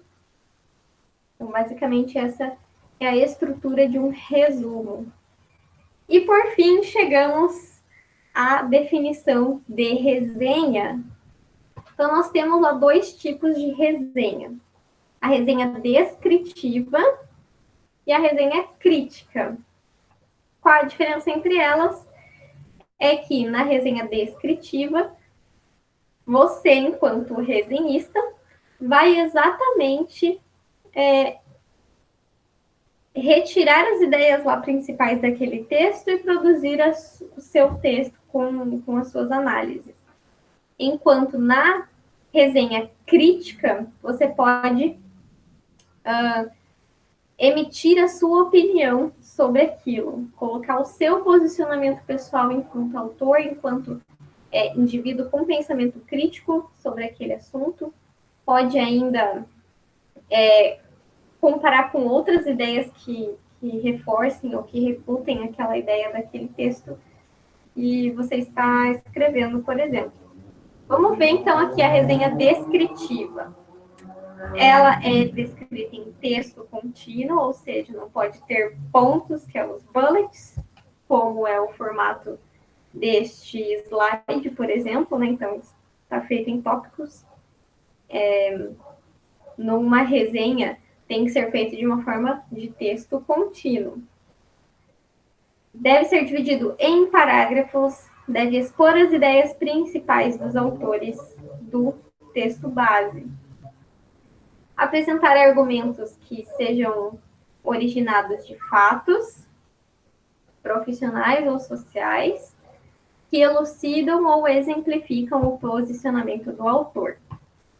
Em ambiente acadêmico, por exemplo, mais para a área da saúde, a gente não utiliza as situações pessoais como argumentos para justificar ou para embasar alguma coisa que a gente escreve. Por quê? Dentro da pirâmide, dentro dos níveis de evidência científica, os relatos de caso, ou seja, de repente as situações pessoais se incluem neste patamar ou abaixo dele, o relato de caso é a publicação científica de menor peso de evidência que a gente tem. Então, por exemplo, se a gente for comparar um relato de caso com um ensaio randomizado, por exemplo, que tem um número amostral maior, onde foi testado alguma coisa, aquele dado do relato de caso, ele não consegue confrontar o dado de um ensaio clínico randomizado, por exemplo. Não tem peso suficiente. Algo que aconteceu com uma pessoa pode acontecer somente com ela, não tem peso para que seja comparado com aquilo que foi observado em mais pessoas, certo? Então, por isso, quando vocês dizem lá para o seu amigo, ah, toma um chá de boldo que para mim funciona, tira minha dor abdominal. E a pessoa vai lá, toma o chá de boldo e não resolve, por exemplo. É porque aquilo que acontece com você, a sua situação pessoal, ela pode acontecer somente com você e não ser reprodutível em outras pessoas. Por outro lado, o que mais que a gente tem? Já viram, vocês provavelmente já viram aquele meme onde tem uma girafa no lago, e aí o esquilinho pergunta para ela, a água tá funda? E a girafa diz, não, bate no pescoço. E quando o esquilinho pula, não encosta o pé no chão. Por quê? Porque são realidades diferentes. Então, só para elucidar aqui o quanto que situações pessoais e relatos de caso não tem peso científico, não tem força para justificar alguma intervenção ou algum posicionamento ou para embasar um raciocínio clínico, por exemplo. Beleza? Sempre que tiver níveis de evidência científica superiores, são preferíveis. Para escrever uma resenha descritiva, é importante observar algumas etapas, porque para uma resenha a gente precisa ter um texto base e um posicionamento pessoal. Deve empregar termos coesivos entre as frases e entre os parágrafos, inclusive com elementos de ligação.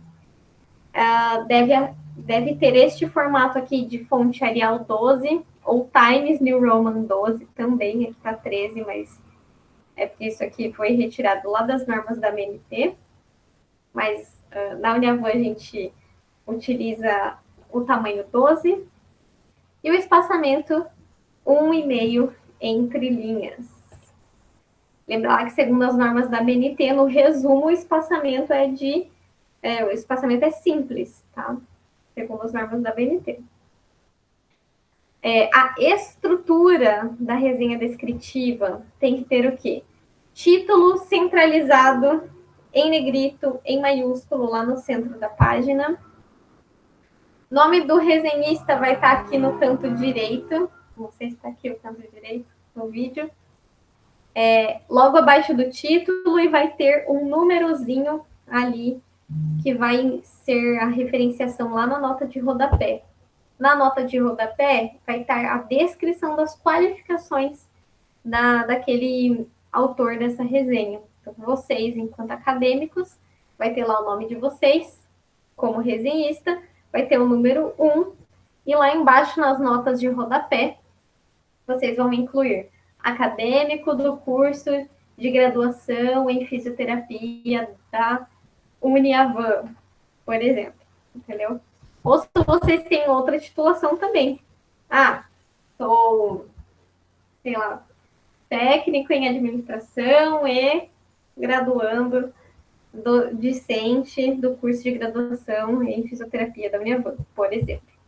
Vou colocar quais são as suas qualificações. Isso para quando um leitor for bater o olho lá e ver quem é essa pessoa que escreveu essa resenha, vão saber qual é o peso desse autor, será que esse autor é relevante para eu ler? Por exemplo, no corpo da resenha, tem que ter lá a identificação do autor, do título e demais informações pertinentes. Então, é exatamente o que a gente viu já em em todos os outros gêneros. É começar a descrição puxando lá quem é o autor de tal título. Nesse título ele fala sobre tal coisa, aborda tal tema. Tá? Isso é o começo, é o comecinho do texto. Pode ter lá as credenciais do autor, então, no texto, no artigo de, sei lá, Sérgio Cortella, professor da USP, filósofo, grande pensador, escritor de diversos livros já publicados. Essas são as qualificações do Cortella. Entendem? Para quem não sabem quem é o Cortella, deem uma pesquisada aí, é um filósofo bastante influente, bastante importante aí no cenário atual. Quadro de referências. Hoje em dia a gente não utiliza mais esse modelo, porém está descrito lá nas normas da BNT, que é mais utilizado nas áreas jurídicas do direito, ou nas áreas educacionais, lá de psicologia também, de pedagogia, especialmente quando existe um posicionamento de teorias que embasam aquela linha de pensamento. Então, por exemplo, lá no âmbito jurídico, existem jurisprudências, que são determinações de juízes que não estão especificamente descritas lá nas leis, lá na CLT, ou no Código Penal, no Código Civil, em alguma coisa assim. Então, são jurisdições, que são interpretações jurídicas para situações especiais que não estão especificamente determinadas lá nas leis, tá? Outro exemplo de linhas de pensamento, por exemplo, que a gente tem na área da saúde, que eu posso elencar para vocês, de repente, quando um texto se baseia lá na medicina tradicional chinesa, por exemplo, que é uma filosofia científica diferente da nossa ocidental, ou hoje em dia tem outras linhas de raciocínio, como nova medicina germânica, enfim, algumas outras aí que vão surgindo e que talvez eu não tenha tanto conhecimento assim. Mas que de repente elas são diferentes da nossa medicina ocidental que a gente conhece, pautada em investigação, em comprovar cientificamente, em testar, enfim. Esse é o modelo de ciência que a gente tem, que avalia o risco e benefício daquela técnica ou daquela intervenção. Quando no texto tiver alguma coisa nesse sentido, daí você pode colocar o texto se embasa na linha de pensamento da medicina tradicional chinesa, por exemplo. Tá? Caso contrário, pode retirar isso aqui, não precisa ter lá no seu texto.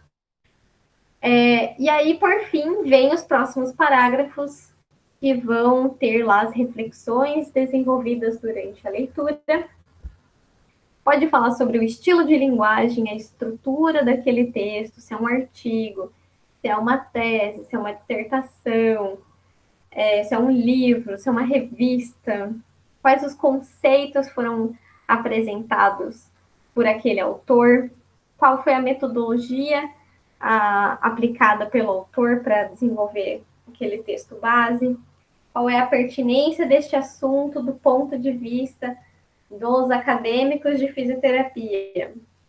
Por fim, vai ser aqui que você vai colocar essas análises. E lembra, como que a gente tira as ideias principais de um texto sem acabar cometendo o plágio de alguns trechos? Através da técnica de paragrafação, tá? Ou de sublinhar lá, de marcar com marca-texto os pontos principais ao longo do texto. Essa é uma forma também. Ou de anotações na lateral com palavras-chave.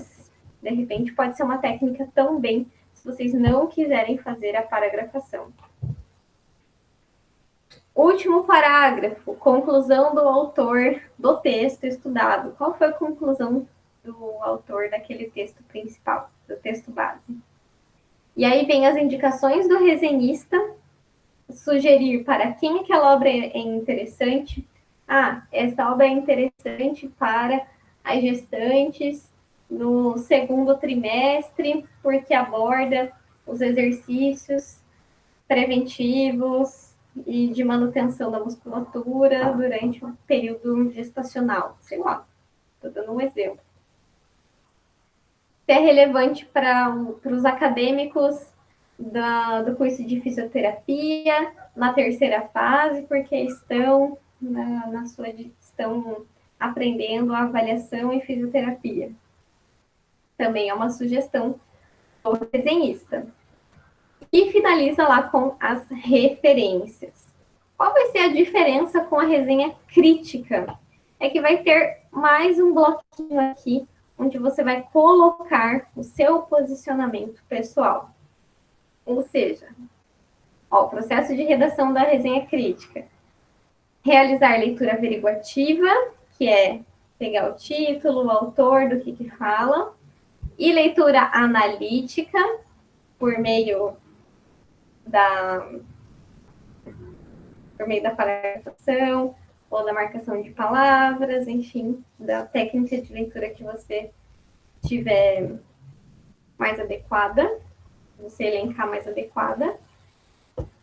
Neste caso aqui, está sugerindo para fazer a paragrafação, transformar essa paragrafação em síntese,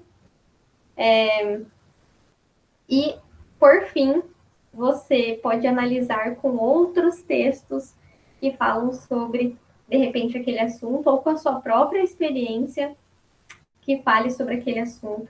Você consiga apresentar de uma forma crítica o seu posicionamento enquanto cidadão, enquanto acadêmico, enquanto profissional.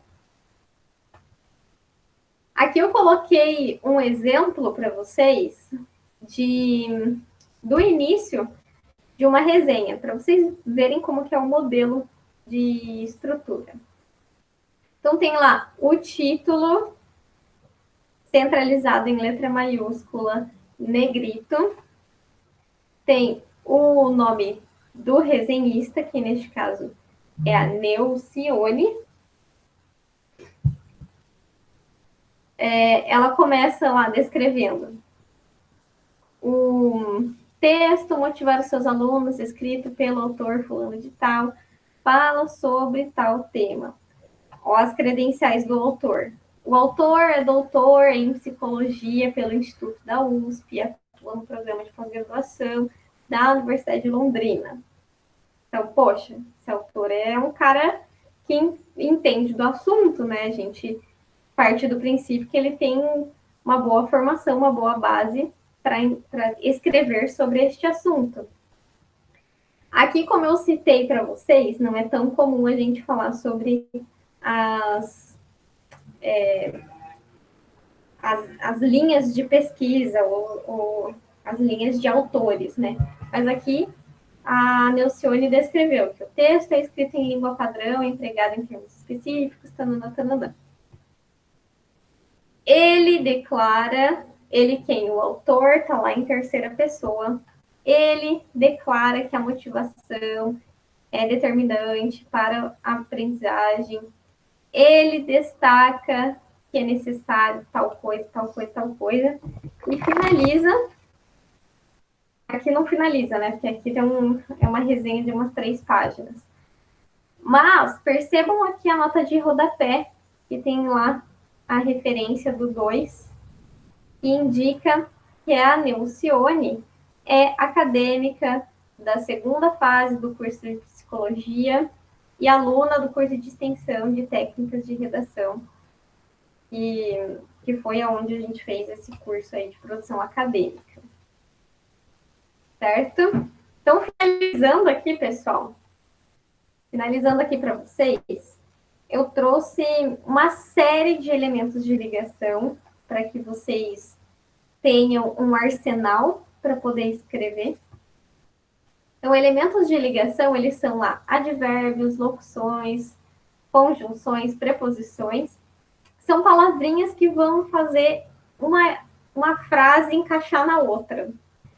E aí vocês podem ir identificando qual palavrinha faz mais sentido dentro daquela sequência de frases que eu tenho para elaborar o corpo de um texto. Então, a gente tem lá elementos de ligação que fazem, que tem o sentido de tempo. Então, temos lá, assim, anteriormente, primeiramente, enquanto isso.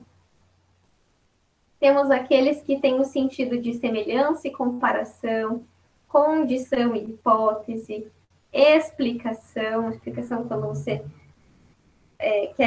quer puxar aquela ideia da frase anterior e justificar o porquê aquilo acontece. Temos lá sentido de conclusão, então esses termos aqui são utilizados, por exemplo, lá no último parágrafo da sua resenha. Portanto, assim sendo, desta forma, em vista disso. Quando você quer acrescentar informações, você utiliza esses elementos de ligação com sentido de adição. Coloca lá, assim, além disso, ainda por cima, também, assim como, enfim, tem este poder de fazer a coerência mesmo entre as frases. Quando você quer lá, dar ênfase, para ilustrar, para dar propósito, intenção, finalidade, de lugar. Lugar também é um ponto importante que eu preciso abordar com vocês, sobre a diferença entre os termos onde e aonde. Por quê? O termo onde, ele indica um local, porém ele dá a sensação, ele traz o sentido de algo estático. E o termo aonde, ele também referencia um local, um lugar, porém ele dá essa sensação, esse sentido de movimento. Então, por exemplo, nós temos uma pergunta: aonde ela foi? Aonde Maria foi? Ou seja, dá aquela sensação de movimento, que Maria se movimentou e foi para algum lugar. Já a frase onde é o mercado, por exemplo, traz aquela sensação de que o mercado é estático, ele fica lá no mesmo lugar, ele não muda de lugar, não vai sair andando. Enquanto Maria sai andando. Aonde Maria foi? Perfeito? Então, fiquem bem ligados aí quando estiverem escrevendo neste tipo de uso correto dos termos de local, tá? E que se referenciem a locais. Temos lá elementos de ligação que trazem também sentido de causa e consequência, ou seja, assim, desta forma, em vista disso, diante disto. O que mais? Temos lá que trazem oposição, ou seja, quando são frases, são ideias que se contradizem. Coloca lá, pelo contrário, que mais? Todavia, entretanto, contudo, certo? que mais? Temos elementos de ligação por substituição, ou seja, quando você utiliza a substituição do pronome pelo nome da pessoa, por alguma característica que indique que você está falando sobre aquela outra coisa. Então, por exemplo, a cidade de Porto Alegre pode ser substituída pelo termo a capital gaúcha. É um tipo de termo que as pessoas vão saber que a capital gaúcha você está falando de Porto Alegre, por exemplo, tá? E aí temos palavras de transição também, que elas são descritas como medidas que estabelecem a inter-relação entre frases. Então, existem lá aqui alguns modos também de aplicação dessas palavras de transição, tanto de frases quanto de parágrafos. A gente tem lá palavras que dão a sensação de começo, de início do texto. Então, ó, inicialmente, desde já, a princípio, em primeiro lugar. De continuação, então é um segundo parágrafo, por exemplo. Além disso, do mesmo modo, ainda por cima, temos lá aqueles elementos de conclusão, então lá dos últimos parágrafos, né? Enfim, dessa forma, nesse sentido, temos aquela sensação de tempo, logo após, posteriormente, atualmente.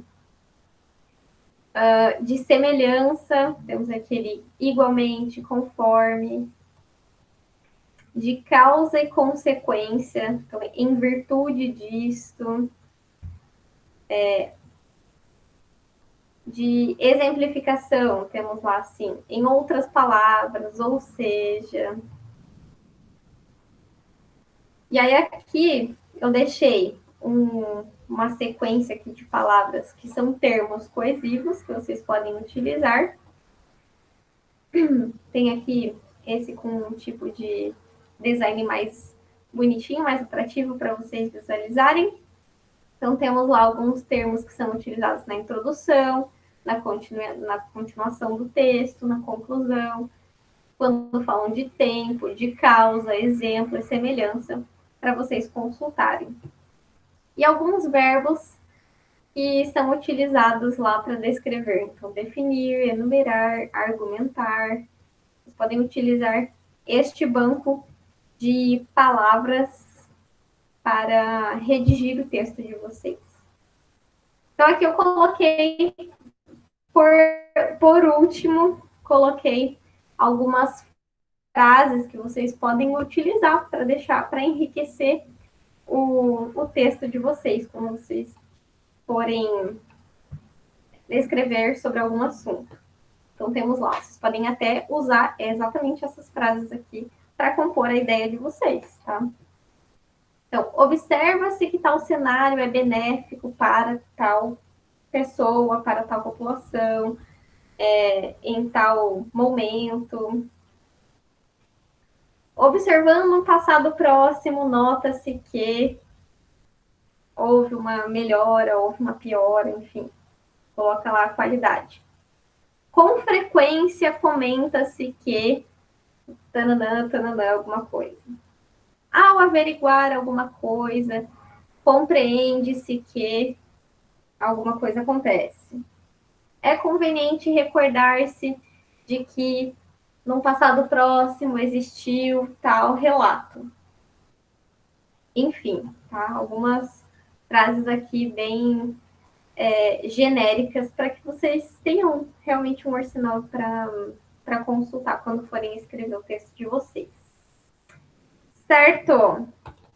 Então, esta foi a nossa aula de produção acadêmica para que vocês realmente possam ter uma base mais concreta de como a gente espera que vocês escrevam os textos, as produções acadêmicas de vocês, tá? Então, a partir disso, eu vou ser mais criteriosa na pontuação de vocês, tá? Tanto na estrutura do texto, quanto no uso de tempos verbais, tá? Então, se está falando no passado, mantém falando no passado todo o texto. Está falando no presente contínuo, mantém o presente contínuo ao longo do tempo. Está falando no futuro, que vai acontecer, que é um projeto que vai acontecer lá na frente, mantém sempre no futuro, beleza? Então, respeitar o tempo verbal ao longo do texto. Outra coisa, uso de terceira pessoa, tá? Não pode mais ter termo na minha opinião, na minha ótica, no meu ponto de vista. Não pode mais, tá? Não pode mais primeira pessoa. Sempre terceira pessoa. Ele, ela, eles. Beleza? E estrutura do Professora, texto. Basicamente é isso. quando é a parte da crítica do resenhista, daí pode ter, na minha opinião, essas coisas assim, né? Fica aberto. Não, não pode ter. Mesmo quando você vai redigir um texto que você expõe o seu posicionamento pessoal, você tem que ser imparcial. Tem que sempre falar em terceira pessoa. Uhum. É que eu dei uma pesquisada sobre diferentes resenhas e até num site que eu tava lendo sobre a norma da BNT, disse que poderia ter porque tu tá falando de algo como é uma crítica tua, né? Então tu poderia colocar como algo que seria da sua opinião. Na parte do resumo, sim, na parte do resumo daí não pode ter, mas na parte da resenha crítica eu li que poderia ter, mas é bom saber então que daí eu já evito colocar. Exatamente. De repente, tem alguns ambientes que aceitam esse posicionamento mais informal, mais pessoal. A gente vê isso mais na área assim do jornalismo, que colocam a sua própria opinião. Mas em ambiente científico, em ambiente acadêmico, a gente mantém sempre uma neutralidade ao escrever sobre algum assunto. Uhum. Obrigada. De nada. E aí, pessoal, dúvidas com relação a isso? Lembrando que vocês não precisam saber assim os conceitos, tá? O que eu vou cobrar de vocês é a estrutura, formato de elaboração do texto, são essas coisas, tá? Então, fiquem muito atentos nos pontos que são pontuados ali na resenha mesmo, quando vocês estiverem elaborando seus textos. E evitem a cópia do trecho original, de qualquer parte do trecho original do paper. Certo?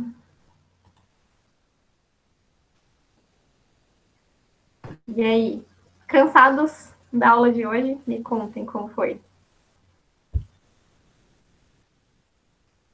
Podem mandar ali no chat. Vamos finalizar assim mais tranquilão, né? Yasmin, isso aí, tranquilo. Beleza. Aula que vem, vou trazer a devolutiva para vocês, tá? Ou seja, a correção da prova. Se já tiver a nota do EAD, já vou subir lá a publicação das notas para vocês. E, então, aula de tornozelo e pé. Nós vamos fazer a avaliação, vamos ver a avaliação na próxima semana. E aí eu venho também com o cronograma bem certinho do nosso planejamento da M2. Certo?